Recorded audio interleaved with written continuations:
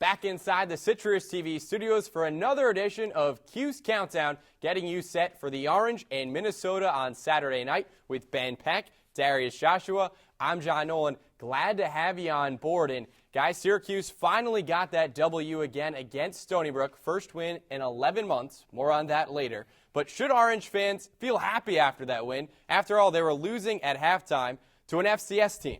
I mean, this team, the fans could be happy, yeah, we won, but they need to be concerned that this team might be pulling out some things from last season. They played down to Rhode Island last year, and they did it again against Stony Brook. I mean, I think the first one's always the tough one. The win's a win. If this continues, definitely to be concerned, but I'll give them a pass for this one. Well, definitely two camps of fans out there, and even some mixed emotions from the Orange's head coach Doug Marrone afterward. You know, everyone saw the game. I think we played a very good football team. When I've stood here and during practice and I've talked about, you know, we have a lot of work ahead of us. We have a long way to go. I think it was evident today, especially situationally. And, you know, we're sitting here at 1-2, and we're going to go back to work tomorrow, and we have a lot of work to do. But I'm happy for the players. You know, they've worked hard. At the end of the day, you earn your win. You know, you earn what you deserve. So the coach with some mixed sayings right there, and you can understand the part about being excited, though. Here's some context on just how long it had been since the Orange won a game last October against West Virginia. Check out the price of gas. Currently over $4. Back then, just $3.62. Hard to believe, but Herman Cain and Rick Perry were actually considered contenders for the GOP nomination. Carly Rae Jepsen's claim to fame was being on Canadian Idol. Tim Tebow, backup quarterback for the Denver Broncos, and LeBron James wasn't clutch. So needless to say, a lot has changed, but one tradition that doesn't figure to change anytime soon, the good old banner flip inside Varsity Pizza right by the SU campus, and you can see right there a refreshing sight for Cuse fans to see that Stony Brook banner turned over. Now the question is, guys, will the Minnesota banner get flipped this Saturday as well?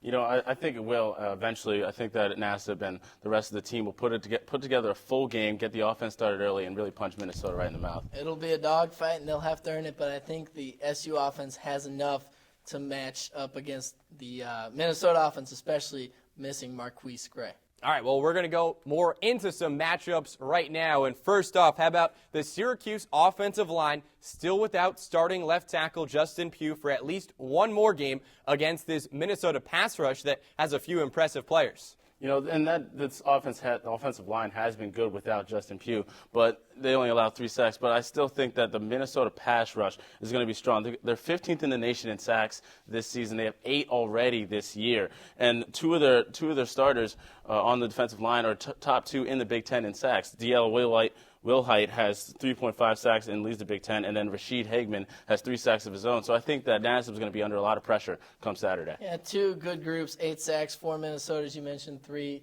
for Syracuse. But I got to go with the Syracuse offensive line. If you actually look at a lot of those sacks for Minnesota, again, New Hampshire, Western Michigan, it's not quite USC, Northwestern, but also it's really just blitzes and schemes that kind of throw the offensive line off, not so much one guy that you have to double team or you really have to be concerned about.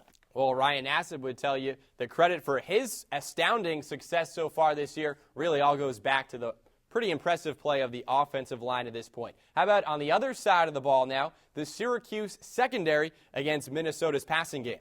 You know, I think that as we saw earlier this week that Shamarko Thomas is confident in the ability of the secondary, and I'm going to have to side with that secondary. They've allowed 10 touchdowns through the air this season, but they've mostly been punished in points of moving the ball because of running. I think that the young receivers in Minnesota aren't going to be able to take over the veterans in the secondary for the Orange. You know, you're right. Shamarko is confident, but that confidence doesn't do a lot for you when you're running around with a lot of energy and you're out of position, which again, that's something that this secondary has a lot of trouble with. And while I think this is one of the better teams they match up physically against the receivers, I just think especially if the quarterback can get plenty of time to think back there, plenty of time to look for his receivers, they're going to be able to find those open holes in the defense.